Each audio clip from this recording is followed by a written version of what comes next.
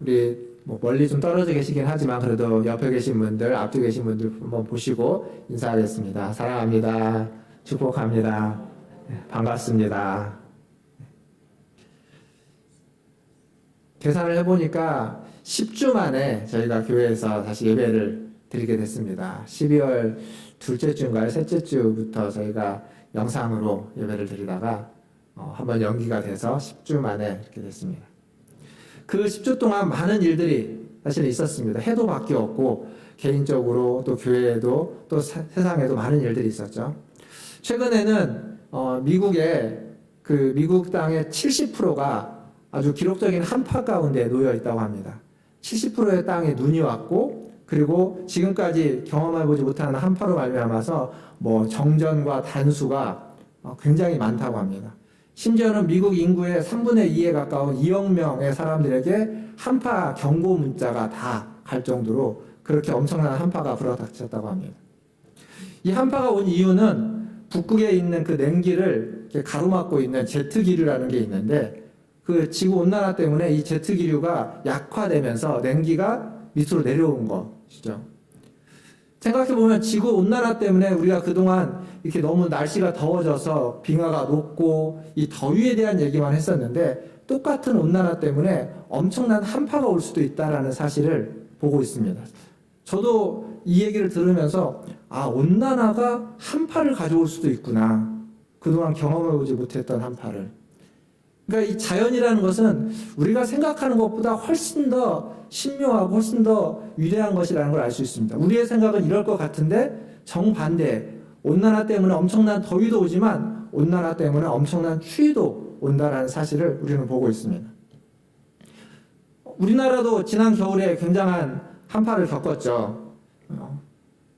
제가 제 기억에 한낮에 해가 떠 있는데 영하 12도, 15도 이랬던 적이 그렇게 기억이 잘 나지 않습니다. 아주 옛날에는 모르겠지만 제가 성인이 돼서는 그랬던 적이 없었던 것 같은데 그렇게 며칠을 보냈습니다. 아마 여러분들 집도 곳곳에 이 한파로 인해서 어려움을 겪었을 겁니다. 교회도 한파에 이제 그 하수도관이 동파되지 않기 위해서 열심히 물도 틀어놓고 하긴 했지만 그래도 누수가 안 생길 수 없어서 지난번에는 누수공사도 하고 그리고 지난 여름에는 가만히 생각해보면 방수공사도 했죠. 그러니까 물 때문에 비가 새서 방수공사를 하고 이번에는 물 때문에 물이 새니까 또 누수공사도 하고 그러니까 사람이 지어놓은 이 건물이 자연에 대해서 얼마나 취약한가를 알 수 있습니다.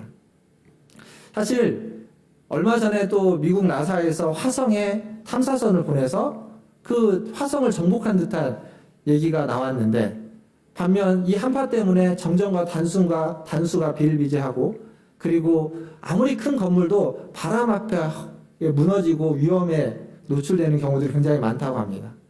이렇게 생각해 보면 인간의 최대치의 노력이 하나님이 만드신 자연 만물의 그 어떠함을 따라갈 수는 없는 것 같습니다.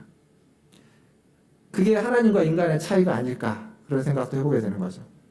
어쨌거나 그래서 우리는 이 세상을 살아가면서 우리의 노력, 우리의 수고, 우리의 열심만으로 살아갈 수 없고 그리스도 안에서 그리스도의 도움과 그리스도의 보호하심 가운데 살아가야만 합니다. 우리가 땅을 정복하는 것 같든 아니면 자연의 어떤 역습을 받아서 그런 해를 입는 것 같은 그러한 일들이 있을지라도 어느 것 하나에 뭐 좋아하거나 혹은 낙심하거나 그럴 것이 아니라 우리는 그리스도 안에 있다라는 사실을 항상 기억하면서 그 모든 일들을 이겨내고 견뎌내고 또 기뻐하고 즐거워하면서 나아가야만 합니다. 그게 우리의 신앙생활인데 그러한 신앙생활을 하는 그리스도인들에게 바울이 오늘 말씀에서 이야기하는 건 가장 큰 걸림돌이 뭐냐면 바울이 이야기하는 가장 큰 걸림돌은 율법이라는 겁니다. 율법. 분명 우리는 죄에 대해서 죽고 하나님에 대해서 산 자다라는 얘기를 5장부터 6장에 걸쳐서 계속 반복적으로 이야기해오고 있는데 여전히 우리의 모습을 보면 무기력하거나 혹은 죄 가운데 있습니다. 그 이유를 바울은 지금 자기의 이야기를 들면서 율법 때문에 그렇다라고 이야기하고 있습니다. 그래서 오늘은 이 율법에 대해서 좀 생각해 보려고 합니다. 율법. 어떻게 하면 이 율법에서 벗어날 수 있는지 아니 하나님이 이런 율법을 우리에게 주신 이유는 무엇인지에 대해서 생각해 보고자 합니다. 로마서 우리가 지금 7장 1절부터 6절까지 본문을 읽었는데 7장과 8장을 걸쳐서 바울은 율법 혹은 계명 때로는 조문 이런 표현을 쓰면서 이 율법에 대해서 30번 이상 이야기하고 있습니다. 근데 30번 이상을 이야기하는데 이게 나쁜 것이다라고 이야기하는 듯 하면서도 좋은 것이다라고 이야기합니다. 그러니까 부정적으로만 이야기하고 있지 않아요. 앞에서 보면 바울은 1장, 2장에서도 율법에 대한 얘기를 했습니다. 근데 그때는 율법을 굉장히 부정적으로만 이야기했습니다. 율법으로는 의롭게 될 수 없다. 율법으로는 의롭다함을 받을 사람이 한 사람도 없다라고 하면서 율법으로는 하나님 앞에 의로움을 받을 수 있는 가능성은 전혀 없다고 하면서 율법의 부정적인 측면을 드러냈는데 오늘 말씀은 꼭 그렇지 않습니다.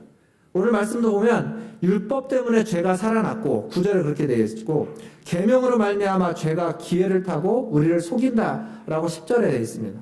그러니까 율법의 부정적인 이야기들을 하고 있지만 12절에 가보면 율법은 거룩하고 의롭고 선하다는 이야기도 하고 있습니다. 그러니까 율법에 대해서 오락가락합니다. 왜 이럴까요? 도대체 율법이 무엇이기에 이렇게 바울의 이야기가 일관성 없는 것처럼 보이는 걸까요? 바울은 그것을 설명하기 위해서 오늘 우리가 읽었던 7장 이 앞부분 1절에서 3절까지 해서 하나의 비유를 들어서 설명합니다. 그게 결혼입니다. 결혼 관계의 비유. 이 결혼 비유를 들어서 율법과 우리의 관계를 설명해 주고 있습니다. 한마디로 정리하면 이겁니다. 한 부부가 있는데 이 부부관계가 결혼이라는 법, 결혼의 법 아래에서 부부관계가 성립이 되어 있는데 그래서 부부관계로 있는 동안에는 그 사람이 외도를 하거나 불륜을 저지르거나 혹은 폭행을 하거나 어떠한 다른 일을 하면 그 법에 의해서 판단되고 평가되고 심판받게 되는 거죠.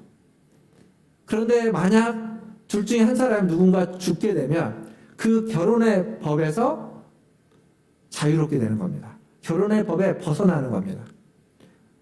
우리나라 형법도 어떤 사람이 죄를 지어서 그 사람을 조사하고 그 사람이 재판을 받다가도 그 사람이 죽으면 그 모든 죄는 그때부터 다 사라지게 되고 그냥 멈춰버리는 게 되는 거죠. 더 이상 그 법에 의해서 그 죽은 사람을 구속하거나 속박하지 않습니다. 법에서 자유롭게 되는 거죠. 그러니까 법이라는 것은 성경에서도 이야기하는 것도 그렇고 현실법도 마찬가지로 살아있을 때만 유효합니다.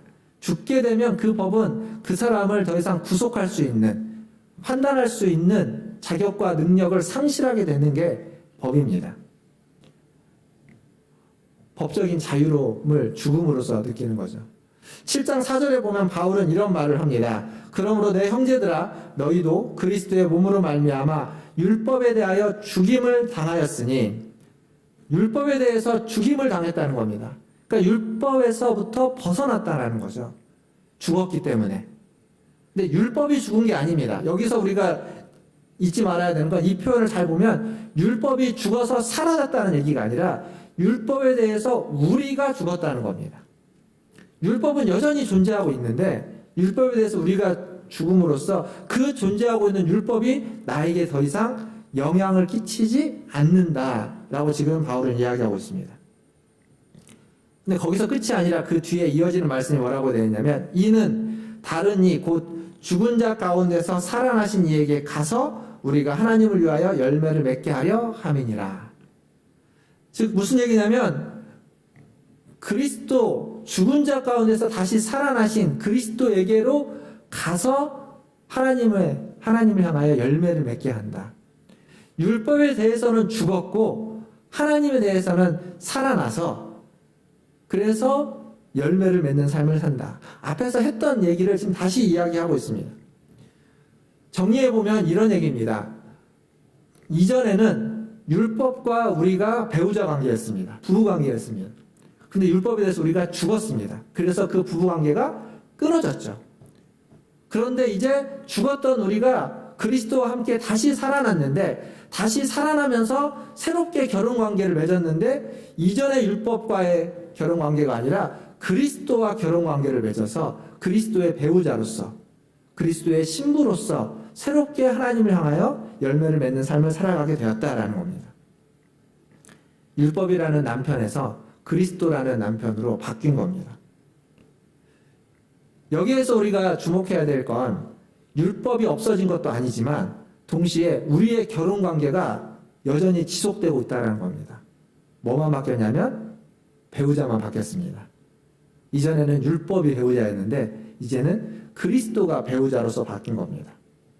이전에는 정욕으로 말미암아 사망의 열매를 맺는 율법의 신부였다면 이제는 새로운 영으로 말미암아 하나님을 위하여 삶을 살아가고 열매를 맺는 그리스도의 신부로 우리의 신분이 바뀐 겁니다. 결혼관계가 사라지지 않았다라는 것, 여전히 우리는 그리스도와 배우자로서의 결혼관계 가운데 있다는 것을 꼭 기억해야 됩니다. 이 결혼관계라는 게 사실 사람이 누군가를 사랑해서 결혼하게 되면 결혼관계가 굉장히 많은 것들을 변화시키죠. 이전에 혼자 살 때 있었던 모든 독립적인 자유로움과 자기만의 어떤 공간과 시간들이 결혼을 하게 되면 그렇게 될 수가 없습니다. 상당 부분 포기해야만 합니다. 포기하지 못하면 결혼하고 그런 문제로 갈등이 생기는 거죠. 포기해야만 결혼이 화목하게 되는 겁니다. 뿐만 아니라 결혼에는 의무도 있고 또 결혼관계가 우리 자신을 구속하기도 합니다. 그 의무와 그 구속이 싫으면 관계를 유지할 수가 없게 되는 것이고 갈등이 되는 거고 문제가 생기는 겁니다. 그러나 이러한 어떤 부정적인 면만 있는 것이 아니라 싫어하는 면만 있는 것이 아니라 결혼은 미혼으로서 혼자 살 때 경험할 수 없었던 친밀함과 용납함과 사랑함과 그 더 많은 것들을 우리에게 제공해주고 있다는 사실입니다. 뿐만 아니라 결혼함으로써 나의 사랑하는 배우자가 소망하고 갈망하는 것을 함께 소망하고 갈망할 수 있고 또 배우자가 기뻐하는 것을 위해서 나 자신을 변화시키고 나를 바꾸어 가는 것이 나의 기쁨으로 자리 잡는 것. 그게 결혼관계의 참다운 모습입니다. 남편을 위해서 아내가 바뀌는 것처럼 아내를 위해서 남편이 변화되고 바뀌는 것. 그것이 왜 내가 저 사람에게 항상 이렇게 끌려다니고 맞춰야만 한다라는 불평불만이 있는 것이 아니라 그 변화와 그것을 맞춰가는 것이 나에게 큰 기쁨이 되고 큰 감사가 되고 더 결혼을 행복하게 만들어가는 행복의 길이 된다는 거죠. 그리스도와의 결혼관계만이 아니라 우리의 결혼관계도 그래야만 합니다. 결혼 생활을 오랫동안 하셨던 우리 성도님들이 많이 계시는데 여러분의 지금의 결혼관계는 어떻습니까? 너무 오래돼서 그냥 무미건조하고 정으로 사는 거지 사랑으로 산다라는 생각하지 않고 있는 그런 관계입니까? 근데 그래서는 안 됩니다. 결혼 관계 가운데 부부 관계 가운데 있다면 얼마만큼의 시간이 지났어도 아무리 많은 시간이 지나도 그 안에는 친밀함과 용납함과 안정감이 함께 있어야만 하는 겁니다. 배우자에게 영향을 받고 배우자에게 영향을 주고 배우자를 위해서 자신을 바꾸어가라는 자신을 변화시켜 가려고 하는 그러한 자세와 태도와 노력이 끊임없이 있는 관계야만 하는 거죠. 실제적인 결혼 관계도 그러하고 그리스도와의 결혼 관계도 마찬가지입니다. 신앙생활을 오래 해서 너무 신앙생활을 오래 해서 습관이 되어서 그냥 습관적으로 하는 신앙생활에 머물러 있다면 우리는 그리스도와의 결혼 관계가 원만치 않은 겁니다. 만약 그렇게 습관으로만 신앙생활을 해오고 있다면 지금처럼 이 코로나와 같은 일이 생겨서 교회에 나와서 신앙생활을 영위하지 못하는 이럴 때가 되면 신앙이라는 것이 자연스럽게 멀어질 수밖에 없습니다. 이게 우리의 신앙생활의 요체고 이게 우리의 신앙생활의 핵심으로 자리 잡아 있다면 그러면 여기 나와서 이렇게 함께 예배드리지 못했던 지난 10주간 우리는 신앙생활을 제대로 할 수 없었고 그리스도와의 관계는 멀어질 수밖에 없는 겁니다. 그래서 그리스도와의 결혼 관계가 중요한 겁니다.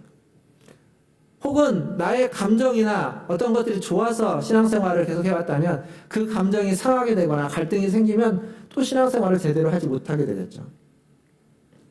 그리스도와 결혼관계가 친밀하다면 그게 별로 중요하지 않습니다. 만약 만나지 못하고 함께 모이지 못해서 안타깝다면 그 안타까움이 그리스도를 향한 더 애틋함으로 자리 잡아서 더 그리스도께 가까이 가고 싶고 더 친밀해지고 더 갈망하게 되고 더 사랑하는 마음을 갖게 되는 거죠. 그게 우리의 신앙의 모습이야만 하는 겁니다. 배우자이신 그리스도를 향해서 그 그리스도의 갈망과 소망이 우리의 갈망과 소망이 되면 그 갈망과 소망을 위해서 내가 살아가는 삶에서 그것을 이루기 위해서 애쓰고 수고하고 기도하고 나아가는 모습. 내 삶을 그리스도의 소원을 이루기 위해서 내 삶을 바꿔가는 모습. 그게 우리의 신앙의 요체가 되고 신앙의 핵심으로 자리 잡는다면 모이느냐 모이지 않느냐는 부차적인 문제입니다. 그것이 주는 유익이 있고 그것이 주는 가치가 있고 그것이 주는 아주 놀라운 축복이 있지만 그것보다 더 큰 유익과 더 큰 축복은 우리가 그리스도와의 친밀한 부부관계, 친밀한 관계 속에 있느냐 없느냐에 달려있다는 겁니다. 여기 있는 저와 여러분 우리 모두가 그렇게 그리스도와 친밀한 결혼관계를 맺고 유지하고 더욱더 깊이 만들어가는 신앙생활을 해나가시기를 주님의 이름으로 축원드립니다. 이렇게 그리스도인은 율법 아래 있지 않고 그리스도와의 배우자로서의 관계 안에 있습니다. 그렇다면 율법은 아무런 가치가 없는 걸까요? 지금 바울이 7장에서 8장에서 오락가락 한다고 말씀드렸습니다. 7장 12절에 보면 뭐라고 바울이 적고 있냐면 이로 보건대 율법은 거룩하고 계명도 거룩하고 의로우며 선하도다 라고 12절에서 이야기하고 있습니다. 즉 율법은 본래 거룩하고 의롭고 선하다라고 이야기하고 있죠. 근데 그 율법을 죄가 들어오면서 율법을 사용해서 사람들을 죄의 종으로 전락시켜 버렸습니다. 율법을 사용해서 사람들을 죄의 종으로 전락시켜서 율법이 죄의 올가미가 되어버렸습니다. 그래서 율법 때문에 죄에 갇혀가지고 꼼짝달싹 못하는 그 율법이 우리를 더욱더 옥죄에 있는 도구로 바뀌어져 버린 거죠. 율법에 중독돼 버리고 마는 겁니다. 율법의 올감에 걸리거나 율법에 중독되면 어떻게 되냐면 우리가 보통 율법적인 신앙생활이라고 하죠. 해야만 하는 것, 하지 말아야만 하는 것, 그것을 엄격하게 구분하기 시작합니다. 그것을 엄격하게 구분하면서 자꾸 그것에 얽매이게 되는 겁니다. 이건 해도 되고 이건 해서는 절대 안 된다라고 하면서 얽매이고 나만 얽매일 뿐만 아니라 다른 사람을 얽매이게 해서 이것은 해서는 안 되는 것이고 이건 되는 것이다라고 해서 다른 사람을 판단하기 시작하게 됩니다. 이게 율법의 얽매이는 모습입니다. 근데 거기에서 못 벗어나는 겁니다. 한번 올가미에 딱 걸리면 벗어나려고 몸부림치면 더 올가미가 우리를 옥죄해 있는 것처럼 이렇게 벗어나지 못하게 되는 거죠. 그런데 지금 바울은 계속 이야기합니다. 우리는 율법에 대하여 죽었다라고. 그 옥죄에 있는 것에서 이미 사망 선고를 받았다라고. 해방되었다라고 이야기하는 겁니다. 우리의 능력으로 되는 것이 아니라 우리를 대신해서 사실 우리가 죽어야만 끝나는 것인데 우리를 대신해서 그리스도가 죽음으로써 우리는 그것으로부터 자유함을 얻었다라고 성경은 이야기하는 겁니다. 그래서 우리가 하지 않았다. 내가 그걸 할 만한 능력이 없다. 우리의 무능함을 고백하는 건 부끄러운 게 아닙니다. 우리의 무능함이 그리스도가 우리를 위해서 대신 십자가에 달리심을 드러내는 것이고 그것을 그리스도의 하신 일을 높이는 것이 되기 때문에 우리의 부족한 것을 인정한 것이야말로 그리스도를 높이고 그리스도께 나아가는 길이 되는 겁니다. 부족하다고 해서 나의 믿음이 부족하다고 해서 나의 신앙이 부족하다고 해서 내 삶의 헌신이 부족하다고 해서 움츠러들지 마십시오. 괜찮습니다. 우리의 부족함이 우리가 그리스도를 더 갈망하고 우리의 부족함이 그리스도의 은혜를 더 사모하고 우리의 부족함이 그리스도를 더 사랑하는 디딤돌이 되는 겁니다. 부족함을 놓으면 놓을수록 우리는 그리스도께 한 발짝 더 가까이 갈 수 있다는 사실을 기억하시고 그 그리스도께 더 가까이 가시기를 바라겠습니다. 이렇게 그리스도께 더 가까이 갈 때 이렇게 그리스도께 더 가까이 가고자 노력할 때 그때 우리가 행하는 삶의 신앙의 모습은 전에 기억하실지 모르겠지만 로마서 앞부분에 말씀을 드릴 때 믿음의 순종, 로마서의 결론이기도 한데 믿음의 순종을 하는 겁니다. 자발적으로 순종해가는 삶을 살아가는 겁니다. 우리를 무엇인가에서 얽매여서 우리가 무엇인가의 노예로서 전락해서 하지 않으면 안 되기 때문에 의무적으로 하는 순종이 아니라 자발적으로 믿음으로 순종해가는 삶을 사는 겁니다. 그때 율법이 우리에게 도움이 되는 겁니다. 유익이 되는 거죠. 사실 율법 안에는 하나님의 갈망, 하나님의 원하심이 담겨져 있습니다. 율법 안에는 하나님이 어떠한 분이신지와 함께 하나님이 우리에게 무엇을 요구하는지, 하나님이 어떠한 성품을 가지고 있는지, 그리고 우리에게 요구하는 성품이 무엇인지, 정직함과 고결함과 진실됨과 순전함을 요구하고 있다는 것이 율법 안에 다 담겨져 있습니다. 그게 하나님의 원하심입니다. 근데 그것이 우리에게 의무가 되어버리고 그것을 지키지 않으면 마치 하나님으로부터 벌을 받거나 하나님과 친밀해지지 못할 것 같은 두려움이 우리에게 작용하기 시작하면 더 이상 그건 우리에게 죄의 도구로 우리를 전락시키는 올가미가 될 뿐입니다.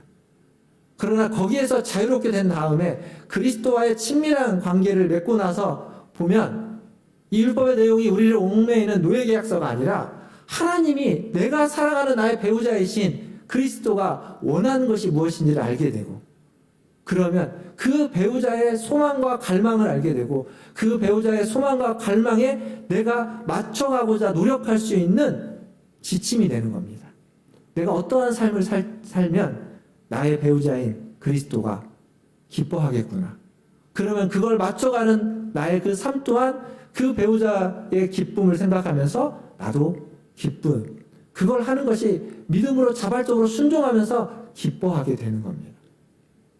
오늘 설교 제목이 뭔지 아십니까? 원래 어제 오후까지 설교 제목은 탈율법이 됐습니다. 탈율법에서 벗어나는 것.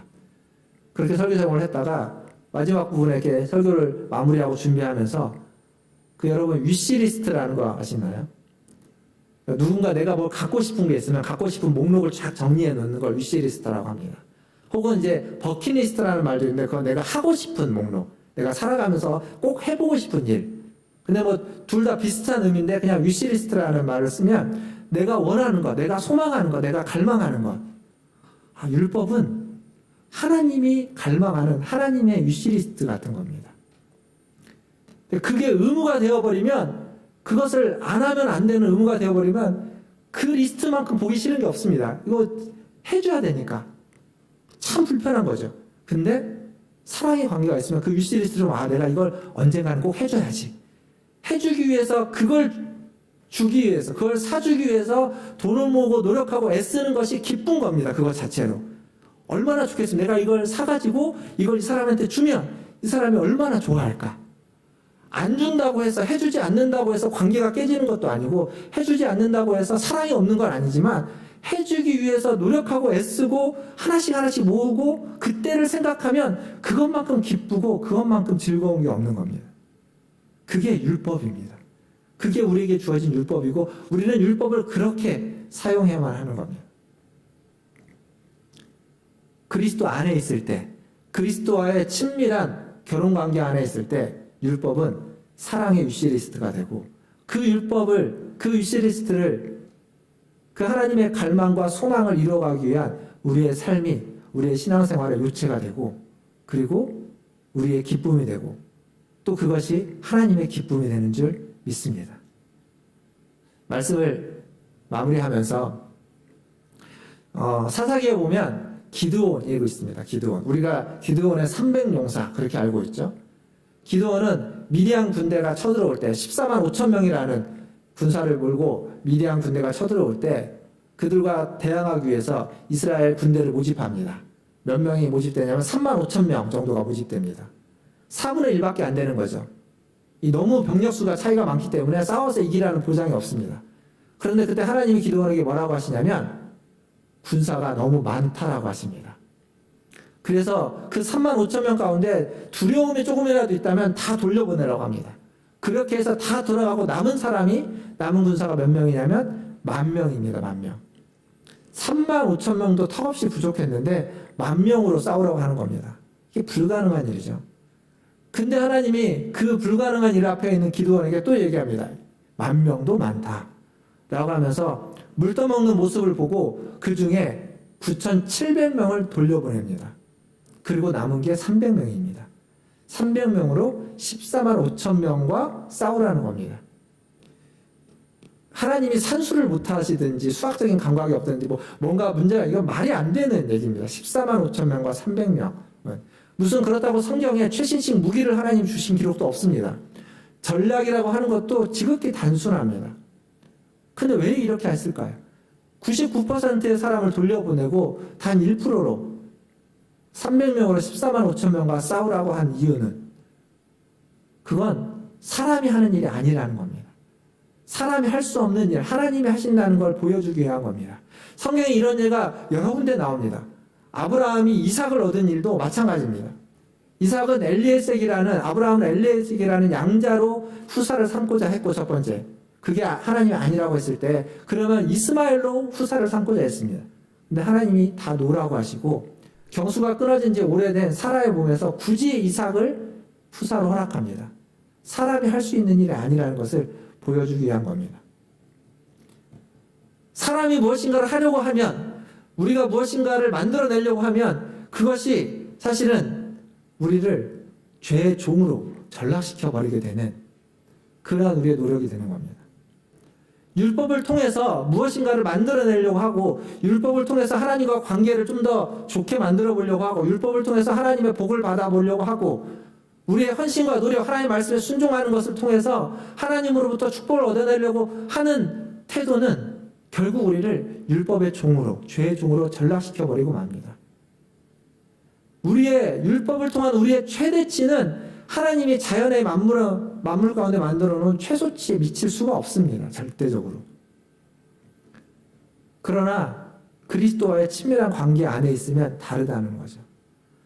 그리스도와 결혼한 배우자가 된다면 배우자로서, 그리스도의 신부로서 우리의 율법은 하나님의 갈망을 알게 되는 거고, 하나님의 소원을 알게 되는 거고, 그걸 한다고 해서, 그걸 하지 못한다고 해서 하나님이 우리와의 그 친밀한 관계를 깨버리지 않는다는 걸 알기에, 그걸 내가 하다가 실패했다고 해서, 내가 그걸 하다가 엉뚱한 결과가 나타났다고 해서 하나님이 실망하지 않을 거라는 걸 알기에, 하지만 그걸 내가 조금이나마 해낸다면 그것을 하나님이 얼마나 기뻐할지를 또한 알기에 그 위시리스트에 도전하는 것은, 그 위시리스트 그 하나를 이뤄내고 성취하려고 하는 우리의 노력이, 그 율법의 말씀에 순종하려고 하는 우리의 헌신이 하나님께 어떻게 비춰지는지를 아는 겁니다.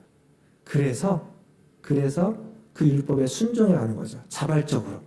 하나님이 시켜서가 아니라, 해야만 하는 의무여서가 아니라, 안 하면 안 되는 것이어서가 아니라, 하지 않아도 되지만 그것이 나에게, 하나님께, 우리에게 얼마나 큰 기쁨이고 감사인지 알기에 자발적으로 순종해 가는 겁니다.